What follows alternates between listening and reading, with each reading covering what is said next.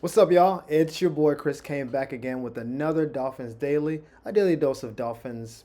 I haven't figured out a fourth D yet. It's all good. Um, that's the season. I wish I could start any cooler than that, but um, Dolphins had a decent chance to get into the playoffs. We needed the Broncos to lose to a obviously resting Chiefs team, and then we needed to win. Unfortunately, Denver immediately got up on Kansas City, and then Miami just said, "Meh," and we let the game kind of get away from us. So finished 8-9. Last year we were 10-7. So I don't know. It's it is. I put Dolphins choke job here, and that's probably just clickbaity because I don't think they choked this year. I mean, first of all, Tua missed 6 games, and we'll get to a Tua topic later on. But when your starter doesn't play a third of the season, you kind of get what you expected, right? So that's part of it. Bright spots, Achan was great. This year he stayed healthy, which was kind of a concern. He had a minor concussion issue, but he bounced back from that cool. He does have the giant concussion proof helmet, so I guess it held up because he was easily the most productive person on the team this year, offensively anyway. Uh, Close second, Jonnu Smith, who not on the show today, but we'll get into Jonnu down the line. Made himself some money, for sure. But as a Dolphins fan, this has been 24 years in the making. We know you get optimistic, you start believing, like, come on, Dolphins, we can do it. And they let you down. I mean, last year, the Dolphins had a 4-game lead with 5 games to go to win the division and basically lost out and lost the division. And then had to go to Kansas City, play in that ice bowl in what felt like -5 degrees, and then we lost to the eventual champs. When if we had just beaten the Tennessee Titans on a Monday night game, I'm rehashing the past. It's fine. But just know if we beaten the Titans last year, that Buffalo game wouldn't even matter. And we lost to the Titans. And Will Levis, who will not be a starting quarterback next year. Again, I'm rehashing the past. So we're 8-9, and there's some decisions to be made, right? Like now we start getting into offseason preparation. We start looking into contracts. We start looking at rookie deals, what we can do to fortify the team. Before we even get into any of that, we do have one lingering kind of important issue, and that's Tyreek Hill, who objectively, best player on the team, definitely most talented. I mean, Tyreek before the season was voted the #1 player in all of football, more than Man Holmes, L. Jack, like the eventual MVP, I think Josh Allen, everyone, and then Tyreek Hill was #1. And it's because he had 1,800 yards and 13 touchdowns, and he was just so electric last year that we thought, we got the best player in the league. And this season has been an absolute just, I don't know what happened. I mean, I know some of what happened. He had offseason knee surgery that he tried to keep on the low. We found out during his arrest video that wasn't an arrest, it's a detainment. You fill in the gaps. And then he had a wrist injury. So he had a couple injuries, but nothing, I don't think that was too crazy. But his stats literally got cut in half. Last year, 1,800 yards, 13 touchdowns. This year, 900 yards, 6 touchdowns. Like, so almost down the middle. But he played in all the games except one. So it's odd that his production would just fall off so crazy. And again, Tua missed 6 games. So that is part of it.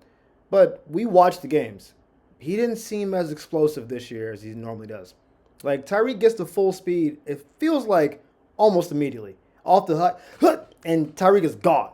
And you see defenders just start backpedaling. They're terrified because they know if you're one step wrong or you guess wrong, 80 yards to the crib, right? And this year, I felt like a lot more DBs were putting hands on him. Like the routes were getting cut off short, and maybe that's a McDaniel thing. Like maybe the route tree's been figured out by defenses because Tyreek doesn't run all the routes. He runs like 3 or 4. And so maybe they kind of figured out based on alignments, things, and they just adjusted to what we were doing. But this wasn't #1 player in the league, Tyreek. I don't know his overall receiver rankings. Like, I would think he's got to be in the teens to low 20s in terms of where he ranked. Like, I saw T. Higgins miss 5 games and still have better stats than him this year. It just wasn't a good season. And Tyreek's been very blessed because he had Mahomes for most of his career, and then he went to Tua in a very explosive passing offense when Tua plays. And this is the first year that he didn't win. We didn't win. And unfortunately, he had some words after the game. And again, this might be emotions, but this is what he said on what he plans to do in 2025. He said, I got to do what's best for me and my family. If that's here or wherever the case may be, I got to do. Sorry. Case may be, I'm finna open up the door for myself. I'm opening the door. I'm out, bro. Eesh. Now, that may be an emotional thing. I mean, you just lost a game. They put cameras in your face. Tyreek, you just lost. How do you feel? Bad. We lost. Like, especially when you lose the last game of the season and you thought the playoffs were a chance. So it's like, I lost and now my season is over. So he may be, and we know Tyreek to be emotional. We've seen him on the sideline. He's a temper tantrum person. Most receivers are kind of emotional. Tyreek is not an exception. So we know Tyreek to be a little bit on the emotional side, but also this season has not gone anywhere close to how you predicted. I'm sure like last year there was a concerted effort for him to have 2,000 yards, but the year before he had 1,700 yards, and no one mentioned 2K 2 years ago. So he's thinking I'm getting between 1,700 and 1,800 yards, between 10 and 15 touchdowns. That had to be his expectation. And if I told you half of that, you would probably be frustrated too. And when you compound that with some of the losses, there are games where Tyreek will have 2 catches, 25 yards. I mean, that's half of 1 catch. How many bombs did Tyreek have last year where he's just running past defenders? I saw that we played the Jets, I want to say it's like week 12. They literally had double coverage, and Tyreek ran through the double. Like, he just ran, and his safety was like, oh, God, I can't get over. And he caught the ball. It was a beautiful throw by Tua. I was like, this guy was getting doubled and still getting tutties last year. This year, he was being singled a lot. They played shells, and so he's frustrated, and he says he wants out. I think Tyreek wants to go back to Kansas City. I don't have any reporting on this at the moment, but I think that's where he wants to go because they got rid of Tyreek, and then he started flapping his gums like, yo, Tua's so accurate, blah, blah, blah. Tua is accurate, but you have Mahomes. And even the biggest Dolphin fans in the world will not say that Tua and Patrick should be mentioned in the same breath. There's levels to this game. And so I think he wants out, but his contract's a little weird, and he's in his 30s now, and there's a lot of baggage with Tyreek. A lot of talent, tons of baggage. And so I don't know what's going to happen. Chris Greer came out today and said, I talked to Tyreek, everything's cool. I don't know. That could be Greer trying to keep his job. That could be him trying to keep the piranhas away, keep the trade value high. Who knows? We'll get into it later on. But the real offseason conversation is it finally time to move on from Tua? That's the question. And it's not because Tua's bad. Part of it is injuries. I mean, this is now 3 of the last 4 seasons where he's had significant concussion issues. He did come back and look good when he came back. Like, it didn't seem like he was concussed when he came back. But you know it's lingering. Then he had a hip injury, which is the injury he came into the pros with. So we got hip injuries and we got head injuries. But really, I think those are 2 giant issues. The real big issue is almost every team in the playoffs now has an elite quarterback.